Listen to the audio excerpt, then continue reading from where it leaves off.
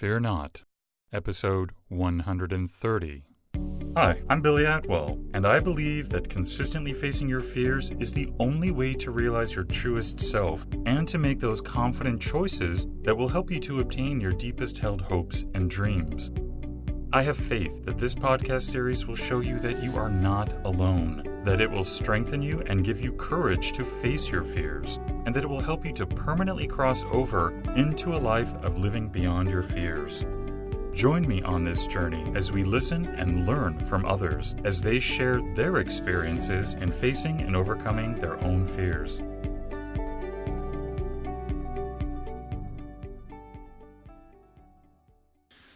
Hello, everybody. Today, you and I are going to be joined by Debbie Montgomery Johnson. Welcome, Debbie. How are you today? I'm fine, Billy. Thank you so much for having me today. Yeah, the pleasure's all mine. Are you ready to fear not today? I absolutely am. Debbie is a woman on a mission. In her book, The Woman Behind the Smile, she shares her personal experience with a love that turned into betrayal and financial disaster, and she removes the mask of shame and shows others how to do the same. Debbie, can you take a few moments to fill in those gaps and maybe also give us a brief glimpse of your personal life? Well, I was married for 26 years, almost 26 years. Prior to that, my bio lists me as I'm from Vermont originally. I grew up in a small town of Woodstock, Vermont. I went to school in New Hampshire, private school in New Hampshire, so I was away from my folks for a while during my teenage years. I ended up graduating from the University of North Carolina in Chapel Hill and went on to work for some lawyers in Denver as a paralegal. At that point, I decided either I was going to go to law school or do something different. And my brother was in the Air Force at the time, right there in Denver. And the lawyers made up their mind that when I said that we needed more help in the office, they decided that'd be great. So they let me go and hired 2 more people. So I left the Air Force, or left them and went into the Air Force. I was an Air Force intelligence officer for about 8 years. I did meet my husband in Air Force training in Denver, and we spent 3 years in Germany and about 6 years in the Washington, D.C. area. And we started our family before we left for Germany. We have 3 boys and a girl, and wonderful kids. They're actually, the oldest boys are active duty pilots right now. And that brought us to Florida about 22 years ago. I decided to get out of the Air Force when I was due with my 3rd baby. And Lou retired soon after that, and we moved to Florida. And I've been in Florida ever since and absolutely love it. Well, my story from there was that I raised my family for about 11 years, and then Lou decided he needed to be a contractor for the Air Force. He went back overseas to Bosnia, and at that point, we needed some medical insurance. We had 4 kids under the age of about 12 and needed insurance. So I ended up going back to work and became a banker for World Savings Bank and then on to Wachovia and Wells Fargo. Did that for 6 years, then went into working for the school district of Palm Beach County as a treasurer. And then my life changed 7 years ago when I got a phone call from my oldest son, and he said, "Mom, Dad just died. I'm coming home to take care of everything." And that's when my life changed dramatically, when Lou died after we'd been married almost 26 years. Debbie, would you also share with us today one of the biggest fears that you've had to face? Absolutely. It actually came after Lou died, and for about 6 months, friends of mine said, "Deb, you need a life other than work," because all I did was go to school to work in the morning and then come home and work 12 hours on our company, because he had an international business that I got thrown into working. And my fear was always that I would not be able to either get out of debt or stay out of debt, or somehow not be able to take care of my family. And when my friends said I needed a life, they wanted me to start dating again. And I did. And that was a fear for me after 26 years of being married, to put yourself out there again on the dating scene. I didn't like it when I was young, and I really didn't want to do it at 52. So that was a huge fear of mine. And I did it step by step, just kind of dipped my toe into the water, and met a very nice gentleman from London, international businessman. And we had an online relationship for 2 years, which was fabulous because he was overseas and I was here. And my fear of physical relationship, so to speak, after so many years of being married was I didn't have that fear because he wasn't here. And it was a great online relationship. But I did help him with his company because I figured after 2 years we were going to end up together, and I was very willing to help him with his business. And I did. And 2 years into our relationship, he came online one morning and asked me how I felt about forgiveness. And we went on for hours. And I said, did I do something? And he said, no, Deb. He goes, I have to tell you that this whole 2 year thing has been a scam. And I lost over $1 million because of that scam. And my biggest fear at that point was telling my family, telling my friends, and basically acknowledging to myself that I could have been taken so badly for 2 years. So, how did you get over that? What did you do to to face those fears and to move beyond it? Well, the first thing, my parents came over because out of those 2 years, I'd kept a journal of everything that had happened. And I figured as soon as I found out that it was a scam, my intelligence training from the Air Force and my banking training from the bank came into play.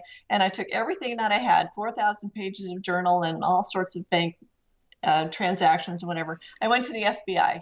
I figured that would be the best place to start, that they would be able to help. And they listened to my story. They thought it was just incredible. They said, unfortunately, more men than women in the Palm Beach area get taken for over $1 million.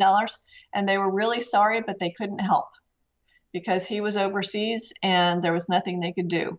And at that point, I basically shut down. I didn't really have any fear because I didn't acknowledge at all that it had happened. It just, for some reason, my brain and my heart just shut down. And it wasn't until a few years later that I was sitting in a speaker training with the Women's Prosperity Network. It's a women's group down here in Florida. I'd gone to talk about my company. And one of the girls at lunch mentioned online dating. And I guess I must have rolled my eyes at her because she said, "What is that all about?" And I opened up for the first time to a close friend and I told her the story. And she looked at me and she said, "You've got to tell that to everybody." And at that point, I was like, oh no, there's no way, because I felt guilty, ashamed, vulnerable, all those negative feelings. I just wanted to just forget that it had ever happened. And she said, "Deb, too many people have been hurt by online scammers and by fraud in general. You need to tell your story so that people will be able to open up and acknowledge what happened." And it was amazing. From that moment on, for the next 2 days, I didn't talk about my company anymore. I came up with a talk about my online dating and the scam and how it affected me. And at the end of the 2 days, I had to present it with an offer of, join me in my VIP dinner and my movie premiere of The Woman Behind the Smile. And you could have heard a pin drop. I got such support from the women that were there, and they clapped and they're like, "Oh, when's the movie? When's this coming out?" And at that point, I'm like, you know what? Maybe I need to face my fear of feeling stupid and talk about this story so that I can help somebody else. And that's what I did from that moment on. Debbie, when you face fear in general, what are some of the things that you do? It sounds to me like you clearly you talk about things, to sort of expose and face it. Are there other things that you do that help you to face your fears? In the last 7 years, since Lou died, I've jumped out of airplanes twice. I've gone parasailing. I've walked on hot coals. I've eaten fire. I've done those things that inside of me, I can just go power, power, power, because I just feel like if I can feel comfortable being uncomfortable, then I'm on the right track. And every morning I get up and I say, okay, what can I do today that can move me forward just a little bit? And I'll start off by reading either my scriptures or a book that really is very calming to me or encouraging to me. And I've learned to read other people's stories with an eye of learning about other people makes my issues so much less. At least they don't feel so huge when I see the triumph that other people have gotten over their stories, if that makes sense. By learning about other people and serving other people, my things look minimal. And that gives me power, gives me strength to say, you know what, Deb, your stuff's not so bad. And you have been given a full plate, but apparently you're strong enough to get through it. And I do it one day at a time, one day at a time. You mentioned reading about other people and scripture. Are there other resources that you've come across that have helped you to develop your sense of how to approach fear that you might be able to share with us, or even maybe just share like the scripture that you rely on? Well, I actually I put myself around a lot of very supportive people, either in church or in my women's groups, because I found after Lou died that I was home alone pretty much. My youngest son was 15. The other three kids were off in college and pilot training. And so I was home alone for a lot of the time. And I was alone with my computer, with my company. Again, it's an internet business. So I was here. And then when I got involved with Eric, it was just the two of us online. And I had such tunnel vision of inside my own home and inside my own head that now I really put myself out there. I start the morning after I read. I get up and I go to the YMCA and I do a water aerobics class. And it's me and my 80-year-old women friends. I'm the youngest by 20 years. It's marvelous. And so I put myself around people that love me, people that are amazed at what I've gone through. Many still don't know, but they're learning about it, and they're so supportive. And so, as far as the scriptures, I don't have just one, but I love books. I just finished reading The Go-Giver by Bob Burge and The One by Nancy Matthews, and so many stories from other authors that I've been involved with through an authors and business group up in Atlanta.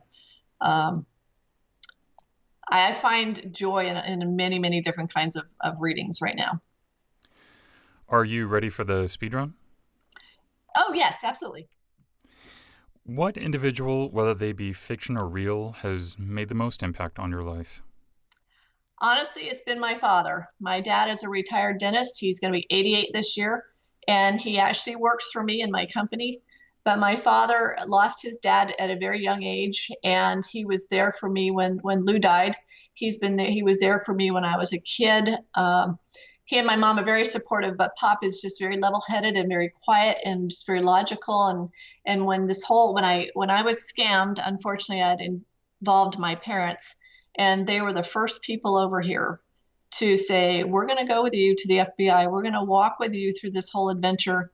And when I wrote my book, The Woman Behind the Smile, my father wanted to put his own chapter in there because he's convinced it'll be a movie, and he wants to make sure that his side of the story gets out also. So he's a great man.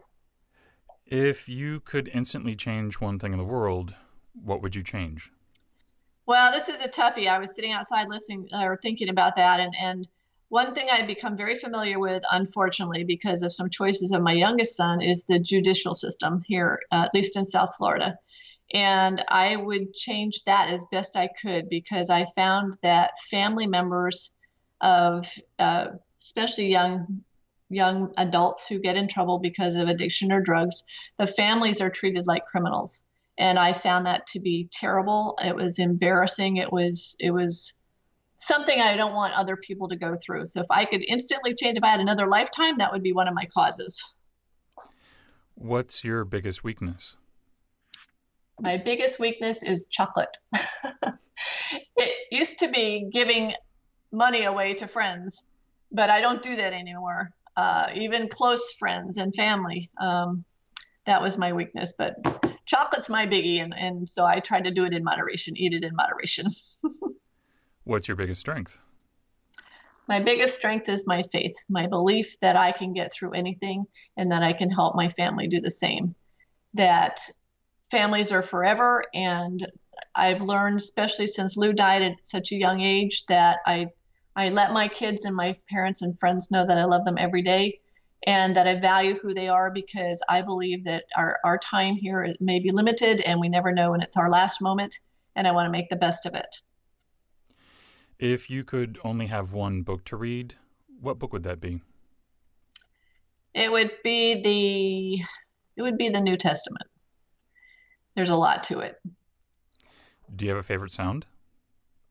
I do. I was sitting outside on my porch and I was listening to the birds chirp, and they were just so lovely out on my patio and very calming to me. Debbie, if someone would like to connect with you, what's the best way for them to do that? The best way is to email me at Debbie, Debby, at The Woman Behind the Smile, or they can go to my website, which is also thewomanbehindthesmile.com. And what parting advice would you like to leave with us today? I want people to know that no matter what kind of a hidden story we have, we need to stand up and speak up. We need to stand up in our power, get our power back from those hidden things or those things that we felt most vulnerable about, and be aware that other people beside us may be going through the same thing, thinking that they are alone. And if we will just stand up and acknowledge, be responsible for what we've done or that what other people have done to us, that there are a lot of people out there that we can help. And I just don't want us to fear being able to stand up and fear what happened in our past, because everybody's been through something and we're not supposed to be doing this by ourselves. So stand up. Empowering thoughts, indeed. Thank you. And I want to let everyone know, too, that Debbie has generously donated a copy of her book, The Woman Behind the Smile, and its companion notebook. So if you would like an opportunity to win, visit the giveaways page at livingbeyondyourfears.com and submit your for entry form today. Debbie, I really want to thank you for coming on the show today, helping us to understand about shame, through sharing your own story and just empowering us to not hide behind things. So that was such a tremendous gift today. So thank you so much for sharing that with us. Well, it's my pleasure, Billy. Thank you for joining me today. And remember, you cannot achieve everything, but you do have the God-given ability to achieve anything.